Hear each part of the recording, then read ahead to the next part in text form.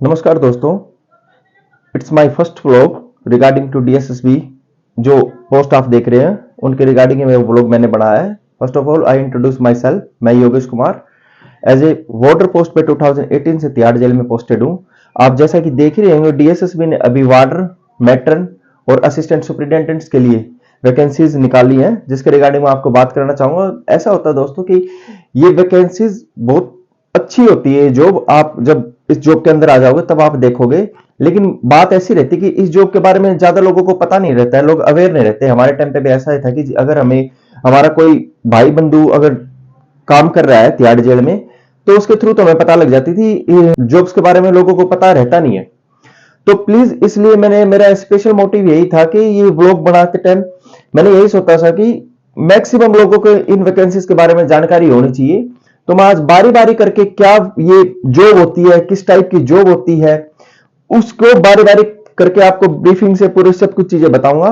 I hope आप ये vlog मेरा पूरा देखेंगे ताकि आपको हर चीज समझ में आ सके। तो डीएसएसबी जो कि दिल्ली का एक एजुकेशन बोर्ड है, DSSB Delhi subordinate service board होता है दोस्तों। और ये इनकी जो जॉब्स होती है वो दिल्ली के ही अंदर होती है दोस्तों। जो टीचर की वैकेंसीज होती है, इसके अलावा वो और बहुत सारी वैकेंसीज भी करते हैं, टीचर की, फायर की, क्लर्क की। इस तरीके से तिहाड़ जेल में जो कांस्टेबल और फीमेल कांस्टेबल की जो भर्ती होती है वो इस बोर्ड के थ्रू ही होती है दोस्तों। तो मैं आज आपको बताना चाहूंगा हर चीज कि क्या पोस्ट है, क्या एलिजिबिलिटी है, क्या पे स्केल होता है। प्लीज आप व्लॉग को पूरा देखें। तो बात करते हैं वार्डर। वार्डर का मतलब होता है दोस्तों मेल कांस्टेबल। जैसे कि आप बाहर देखते हैं दिल्ली पुलिस में कांस्टेबल, वैसे ही जब वो तिहाड़ जेल में काम करते हैं तो उनको वार्डर बोला जाता है। ठीक है दोस्तों। और इसी तरीके से मैट्रन होती है तो फीमेल कांस्टेबल। तो जो पोस्ट आई है वो मैट्रन के लिए आई है 271 पोस्ट आई है दोस्तों। ये है 271 पोस्ट खाली मेल कांस्टेबल के लिए, यानी कि वार्डर के लिए। और जो 62 वैकेंसीज आई है वो मैट्रन के लिए आई है, फीमेल के लिए। इसमें से 162 वैकेंसीज तो है दोस्तों जनरल की। और इसकी एलिजिबिलिटी क्राइटेरिया की अगर बात करते हैं तो 12th बेसिस जॉब होती है दोस्तों। इसमें आप अगर आपने 12th कवर कर रखी है अपनी, आपने क्लियर कर रखी है 12th, तो आप कोई भी कैंडिडेट इसके लिए एलिजिबल होता है।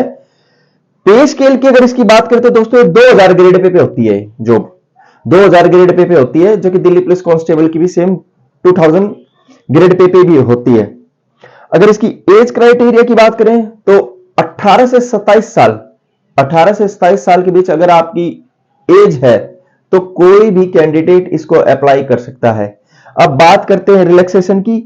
जिसके पास दिल्ली का ओबीसी है दोस्तों, इसकी एक यही खासियत है कि अगर आपके पास दिल्ली का ओबीसी है तभी आपको ओबीसी के अंडर कंक्लूड किया जाएगा, और तभी आपको जो एज रिलैक्सेशन से मिलता है 3 साल का ओबीसी को, वो तब मिलेगा। अगर आप दिल्ली से बाहर के हैं, हरियाणा से बिलोंग करते हैं, आप राजस्थान से बिलोंग करते हैं, यूपी से, पंजाब से, कहीं का भी आप सेंटर के अंडर ओबीसी में आते हैं, लेकिन आपके पास दिल्ली का ओबीसी नहीं है, तो आप यहां पे जनरल में ही काउंट होंगे। यानी कि आप 18 से 27 साल की उम्र तक ही ये फॉर्म फिल कर पाएंगे, इससे आगे नहीं कर पाएंगे, चाहे आपके पास सेंटर का ओबीसी हो या नहीं हो।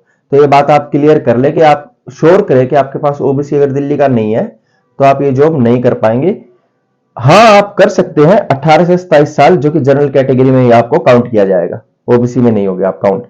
अब बात करते हैं इसके एग्जाम पैटर्न की।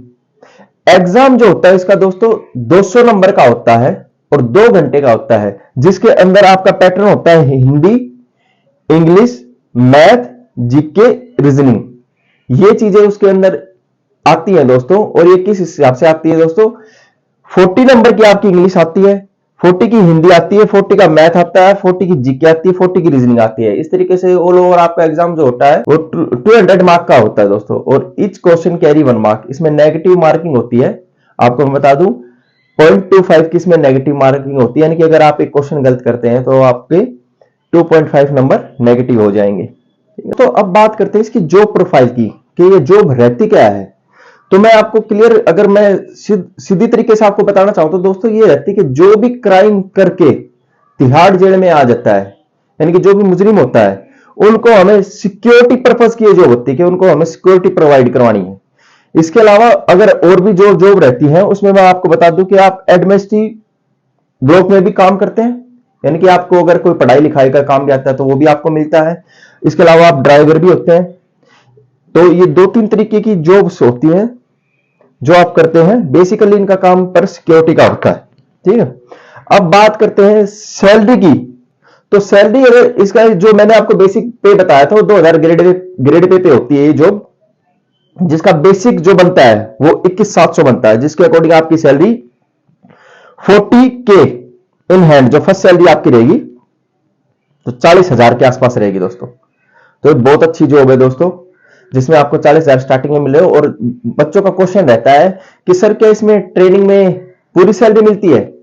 तो हाँ, इसमें ट्रेनिंग में भी आपको पूरी सैलरी दी जाती है, यानी कि जो भी आपको 40K मिल रहे हैं वो आपको ड्यूरिंग ट्रेनिंग, जो ट्रेनिंग टाइम पीरियड होता है इसका, और ट्रेनिंग टाइम पीरियड पे भी आपको पूरी सैलरी मिलती है। अब बात करते हैं इसकी ट्रेनिंग की, कि ट्रेनिंग इसकी कितने दिन की होती है और कहां होती है दोस्तों।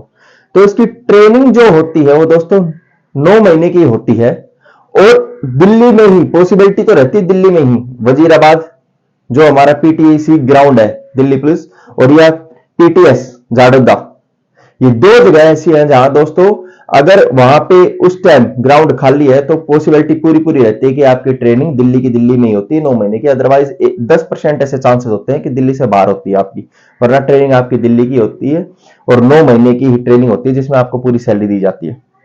अब बात करते हैं इसके फिजिकल की दोस्तों। इसमें फिजिकल में क्या क्या होता है तो मैं बताना चाहूंगा मेल के लिए, वाटर के लिए, कि इसमें पहले क्या क्या होता है दोस्तों।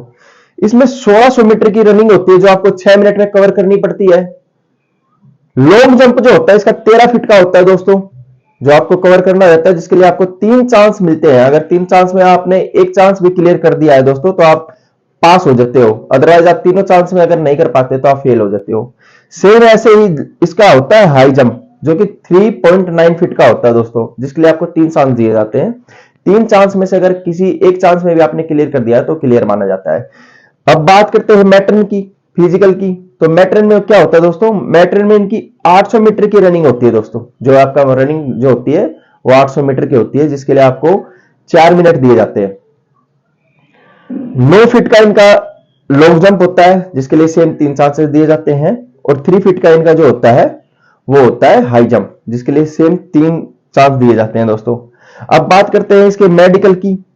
मेडिकल के बाद क्या होता है, तो मेडिकल के लिए जो बेसिक चीजें हैं आपके दोस्तों वही होते हैं। इसका मेडिकल बहुत नॉर्मल होता है, ऐसा नहीं है कि बहुत ज्यादा टफ मेडिकल होता है इसका। लेकिन मैं आपको बताना चाहूंगा कि 2-3 मेजर चीजें हैं जो आपके साथ प्रॉब्लम नहीं होनी चाहिए। उसमें से फर्स्ट ऑफ ऑल तो बताना चाहूंगा मैं कलर ब्लाइंडनेस। अगर किसी को कलर ब्लाइंडनेस की दिक्कत है दोस्तों तो वो मेडिकल में शायद क्लियर नहीं हो पाएगा, क्योंकि वो नहीं होता एलिजिबल मेडिकल के लिए।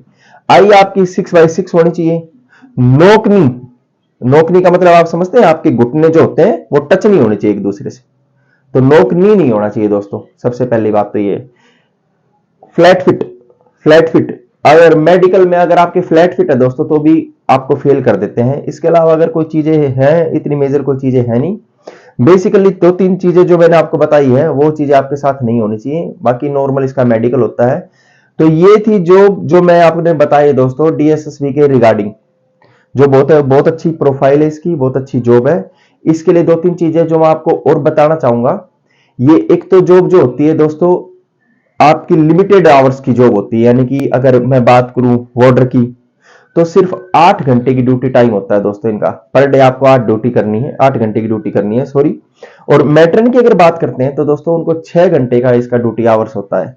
तो सिर्फ आप समझ सकते हैं 6 घंटे का ड्यूटी आवर्स एक टीचर का होता है। तो दिल्ली में आपको ये जॉब मिल रही है तो बहुत अच्छी जॉब है ये दोस्तों। 8 घंटे के बाद कभी कभार ऐसा होता है कि कभी कोई इमरजेंसी हो जाती है तो आपकी ड्यूटी आवर्स आपको ज्यादा करने पड़ते हैं। अदरवाइज आप मान के चलिए कि 90% आपको 8 आवर्स ही काम करना पड़ता है दोस्तों। बात करते हैं इसकी जो अदर फैसिलिटी इसकी, तो मैं बताता हूं दोस्तों सेम दिल्ली पुलिस की तरह इन्हें भी एक एक्स्ट्रा सैलरी दी जाती है, जो कि जनवरी महीने में आपकी मिलती है आपको, यानी कि साल में 13 सैलरी मिलती है, 12 की जगह आपको 13 सैलरी मिलती है। ठीक है, आपको ड्रेस अलाउंस दिया जाता है दोस्तों, जो कि जून के महीने में आपको मिलता है, सेम जो दिल्ली पुलिस को मिलता है। तो आप कुल मान के आप ये बात मान के चल सकते हैं दोस्तों कि जिन लोगों ने दिल्ली पुलिस के लिए तैयारी की है और जिनको लगता है कि उनका पेपर किसी वजह से खराब गया है, तो आपके पास ये बहुत सुनहरा अवसर है कि आप इस जॉब को भरें, ये फॉर्म फिल करें और अपने खाकी के सपने को साकार करें। और दोस्तों दिल्ली में जॉब मिलना, वो भी लिमिटेड जॉब मिलना, आज के टाइम पे बहुत सबसे बड़ी बात होती है दोस्तों। तो प्लीज इस जॉब पे पूरा फोकस करें आप, और अपनी जो वर्दी का सपना है, एक गवर्नमेंट जॉब लेने का सपना है, उसे साकार करें। किसी भी तरीके की अगर कोई आपको इन सब चीजों में भी प्रॉब्लम आती है, तो दोस्तों मैं आपको अपना इंस्टाग्राम चैनल आपको बताना चाहता हूं। आप जाएं और वहां पे मुझे डीएम करें, मुझे फॉलो करें। मैं आपकी हर चीज की क्वेरीज का आंसर देने की कोशिश करूंगा। इंस्टाग्राम का अकाउंट दोस्तों आपको स्क्रीन पे शो हो रहा है, ये है दोस्तों। तो जाएं अपने भाई को फॉलो करें, और किसी भी तरीके की अगर आपको क्वेरीज चाहिए तो प्लीज मुझे डीएम करें। मैं आपके हर क्वेरीज का आंसर जहां तक मुझे पता है मैं देने की कोशिश करूंगा। दोस्तों अब बात करते हैं तिहाड़ जेल में निकली जॉब असिस्टेंट सुपरिटेंडेंट का। असिस्टेंट सुपरिटेंडेंट यानी कि सब इंस्पेक्टर लेवल की जॉब होती है दोस्तों, ये 2 स्टार जॉब होती है। उसके लिए जो पोस्ट है वो आपकी निकली है 19 पोस्ट, जिन पे आप अप्लाई कर सकते हैं, जिसमें से जनरल की है 3 पोस्ट। ठीक है। इसका एज क्राइटेरिया की बात करें दोस्तों, तो 18 साल 27 साल तक की इसमें उम्र है। सेम वही प्रोसेस जो मैंने बताया था ओबीसी, इसमें भी वही पैटर्न ओबीसी का फॉलो होगा जो मैंने अभी आपको बताया है। दिल्ली का ओबीसी इसमें मान्य होता है। रही बात अगर क्वालिफिकेशन की, तो किसी भी स्ट्रीम से आप ग्रेजुएट होने चाहिए, और ग्रेजुएट होते हो तो आप इस जॉब के लिए अप्लाई कर सकते हैं। ठीक है। जो फिजिकल स्टैंडर्ड की अगर बात करें दोस्तों हम, तो इसका जो फिजिकल होता है वो 1600 मीटर की इसमें रनिंग होती है, जो कि आपको कंप्लीट करनी रहती है 6.5 मिनट में। ठीक है। और इसके लिए जो हाई जंप होता है 3.6 फीट, यानी कि जो आपका हाई जंप रहता है वो 3 फीट 6 इंच का। तो बात करते हैं इसके लॉन्ग जंप की, तो लॉन्ग जंप इसका दोस्तों 13 फीट रहता है। ठीक है। अब बात करते हैं इसकी हाइट की, कि असिस्टेंट सुपरिटेंडेंट में हाइट कितनी होनी चाहिए दोस्तों। तो असिस्टेंट सुपरिटेंडेंट में जो आपका हाइट का क्राइटेरिया है, उसमें आपकी मेल कैंडिडेट के लिए हाइट होनी चाहिए 5 फीट 6 इंच। अगर आपकी हाइट है तो आप इस फॉर्म को इलिजिबल हो भरने के लिए। और अगर बात करते हैं वही फीमेल की, तो आपकी हाइट होनी चाहिए 5 फीट, तब आप एलिजिबल इस फॉर्म को भरने के लिए। ये किसका क्राइटेरिया था दोस्तों। मेल के लिए इसकी फी जो रहेगी दोस्तों वो रहेगी 100 रुपीज, और फीमेल के लिए जो रहता है वो बिल्कुल नील रहता है दोस्तों।